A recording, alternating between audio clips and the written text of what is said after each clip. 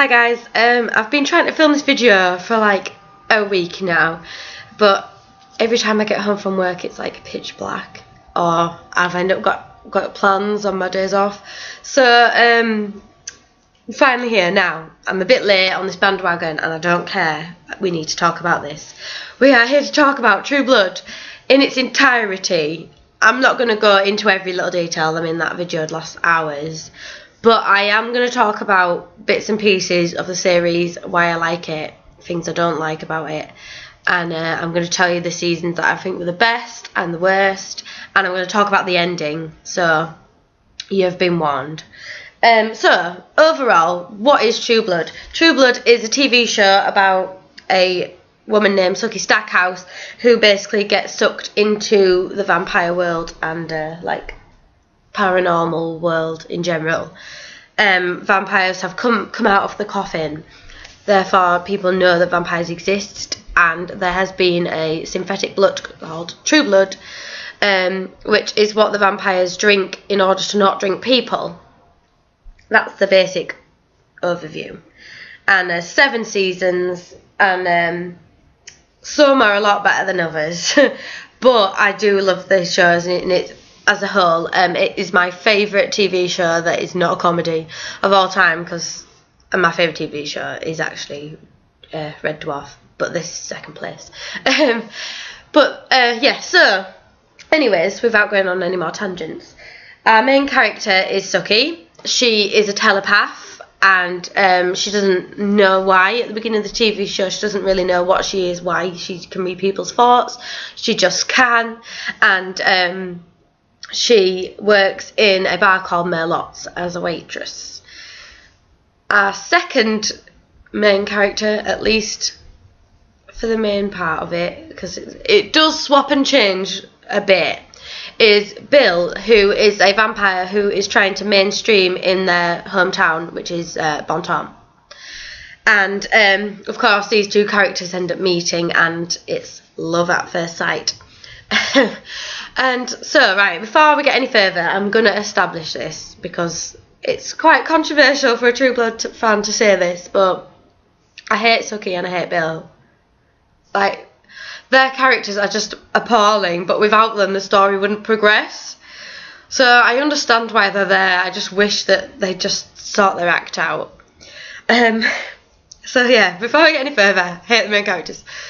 And my favourite characters are both vampires, surprise, surprise, you can probably already guess, who we meet in a bar called Fantasia, and they are Eric and Pam. I also absolutely love Tara and Lafayette, but just not quite as much. Like, Eric and Pam have got a fantastic, relationship. It's so sarcastic yet loving. It's amazing. So I basically watch for the secondary characters. If it's a bookie scene, as called on Sookie, I'm kind of like, come on, move on to the next bit. Yes, this is my favourite non-comedy TV show. Anyways, so we have 7 seasons. I'll give you a basic rundown of what happens in each season. Season 1. There is a murderer who is killing girls who are associated with vampires. Season 2. God, I forgot then. This is the season. Oh God, this is one of the seasons that I can't stand. I say I can't stand. This is one of the seasons where the villain is just like, what? And it's a woman named Marianne who is what is it called? I've forgotten what she's called. She's some sort of Greek thing. Oh no. Anyways, before I make this video any longer, she is a Greek being who believes that she is going to marry a god and she can control all the people in the town other than Sookie, because Sookie is special, and vampires, because, well, they're vampires and they're dead, so she doesn't really need them. Anyways, nope, that's not season 3. Season 3. This is the season where Bill goes missing and Sookie is on the hunt to find him, and the vampire royalty start to come along and get involved quite heavily on the plot. Russell Edgington is our main villain in this one. Season 4, helps if I had them in order, but I don't. Season 4 is this, yeah. Season 4 is the worst season. This is the one that I hate the most. This is the one with the witches. And I think it definitely is. Yeah, so I don't like this season. I'll just spoil this a bit now. I don't like this season because the witches put curses on both Pam and Eric, and it ruins them as characters. I mean, it makes Pam very, very angry, and she's pretty funny in it, but like it completely ruins Eric in my eyes. Spoiler. Then season 5. This is season with the Vampire Authority. Yeah, this is the season with the Vampire Authority, and the vampire religion starts to come into play in this season. And it does the vampire religion story nearly completely wraps up, but it does go a little bit into the next season. And this one's, again, it's a good season because it's very vampire based.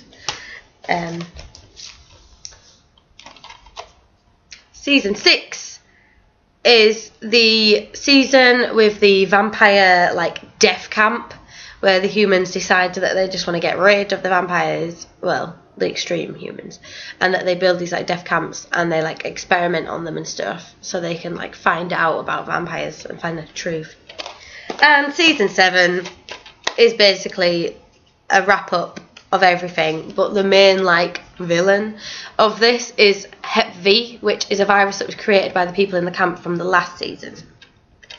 So overall, other than seasons 2 and 4, every season is pretty much as good as the rest. Like, I don't think I have an absolute favourite season out of them.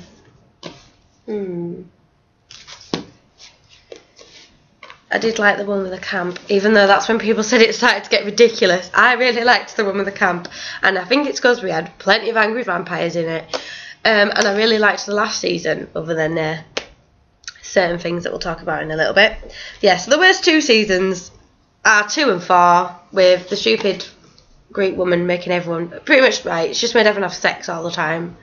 And as much as I'm okay with the sex scenes, it was too much. Like, I like True Blood for the actual plot. I know people was just like, oh, it's just vampire porn, but there's more to it than that, unless you're watching this season where it is kind of just porny a bit too much, guys. And season 4, because the witches get involved and ruin the best 2 characters. This is the season where they make Eric lose his memory and they make Pam's face decay. So yeah, I was very much rooting for the vampires here, but the other 4, fantastic. And well, it is all fantastic, it's just these 2 have just got their weaknesses, whereas these are all pretty much all-rounders in my eyes, apart from one episode. And this is the episode that I really wanted to talk about, the final episode ever of True Blood. It's finished, season 7's last episode. I was just like, what? That's it? Where's the rest of it? That's the end? I just felt like nothing happened. Nothing at all. And that bothered me. I didn't like the fact that they kept cutting forward in time in such drastic ways. So, like, you knew what had happened, but you didn't, like, get to see it all. Or you didn't really learn much about it. Yeah, like... But the what? Right? Yeah, it was very rushed. That's what it was. It was very rushed. I think it's the only season to only have 10 episodes, because I think they all have 12. I'll just check season 6.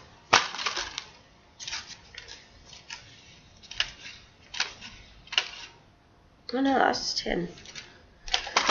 I could have sworn they had 12 episodes. Am I forgetting now?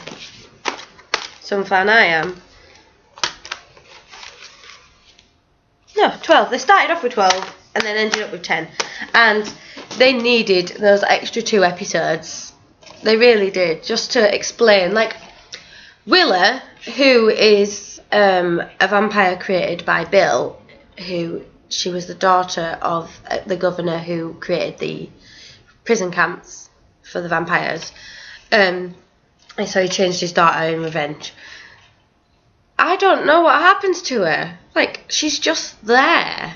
There's a scene at the end where they're all eating dinner together and she's just there. But, like, where would she go? What would she do? She had nowhere to go with her life. Like, is she just roaming the streets of Bontemps and then comes round for dinner?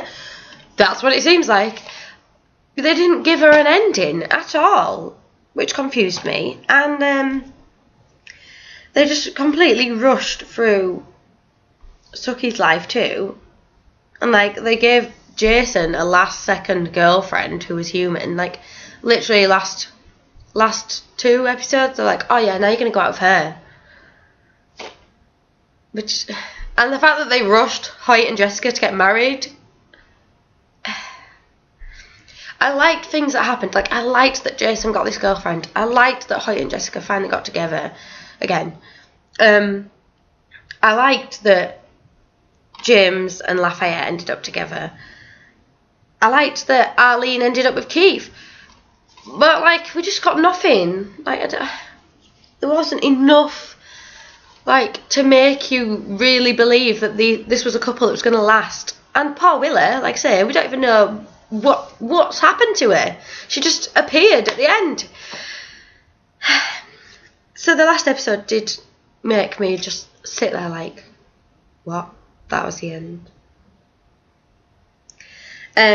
But one thing I really liked, the one thing that made it all worthwhile, and again, this is a big spoiler, so if you're still watching, I've already spoiled enough, but if you're still watching, sorry, but you should have turned it off. When Suki kills Bill, best thing to have ever happened to True Blood ever. That's awful. But I just couldn't stand him. By the end of it, Bill was such a self-righteous dick that, like, I despised him by the end of it. He was worse than Suki by the end of it. Because originally I said Suki was the worst, but she's been taken over by Bill. And that was the greatest moment in True Blood ever. Maybe not, but it definitely, I was like, finally, like, get rid of him. Because he was just basically being pathetic, being like, oh, my life's over anyway. Oh. He was such an emo by the end of it. That's what it was. He was just such a dreary little emo. After he'd been a god, which that's when I really started to despise Bill. When he became the god of the vampire religion and onwards. Oh. Go away, Bill. So yeah, Pam and Eric on the other hand, their ending was not even with the rest of the cast. They ended up making New Blood, which was a Hep V cure, and I liked that they used Sarah Newland, and because I hate her as well. But I think you actually made to hate her. And I liked that they ended up really rich and reopening Fantasia. I mean, they were already rich, but even more successful, and reopening Fantasia, and that they ended up successful and together. They were together still, not in a romantic way, obviously, but they were together. But what I didn't like was that they were just literally like, a year later, here's this advert. 3 years later, they're like bajillionaires, and here's their nightclub again. They didn't like. I mean, I know Pam definitely wanted rid of Suki from their lives. But, like, there was no goodbye or no, we're going to start a company or anything. It just happened. Yeah. And one thing that did break my heart was that they killed off Tara. Because Tara and Pam were my favourite relationship in the entire show. I know it was very short-lived, but they just, once the writers put them together, you were like, yeah, actually, they belong together. This is right. And one of my favourite moments is also when Pam actually makes Tara into a vampire and just takes her under her wing, and just, it's proof that Pam can actually have love for someone else other than Eric. And I loved all the backstories, all the past stories between Pam and Eric. The more you got into the season, I think the more that the writers realised that we wanted them and we didn't need as much Bill backstory. So that was good. even though a lot of people seem to hate it after about season 3, like people stopped watching, and of course eventually it got to the point where it got ended. But I'm happy with where it ended, other than that finale episode. I'm happy with the endings that every character got, other than Tara, who died. Like that, really. I was like, no, sassy. We needed that sassiness. I even liked the fact that they gave her mum like the ending with the V, because like it made her understand terror, and it made sense that she would get addicted to something not because she was escaping from like the trouble in her life, because she was dealing with the trouble in her life. I liked that. My main problem was just how rushed it was, and that poor Willa seems to just be a tramp now. Like, she was living in the bottom of the church, and the next thing she's like, don't come back anymore. And that was it. So yeah, that was just a quick overhaul of True Blood. I know, like, I haven't explained much, but I didn't want to give too much away, and I just needed to get out my feelings about that ending. That's what I really wanted to do, but I wanted to prove that, like, I knew what I was talking about. And that there are things I love and things I hate. Bucky. Things I love. Eric and Pam. Like, just Pam is the best character by far. Like, I can easily pick between the two. I just like her relationship with Eric so much, is why I say Pam and Eric. But Pam, she is the shining star of that show. And I'm glad that the actress, Kirsten blah blah blah blah blah, or Kristen blah blah blah blah blah. I'm sorry that I've forgotten your name, but I'm glad you've got a role on Once Upon a Time, and that this is like you can have another set job at least for a season, I would hope. So yeah, that's it. I just wanted to talk about True Blood and get it out there. Thanks guys if you've got this far. Bye.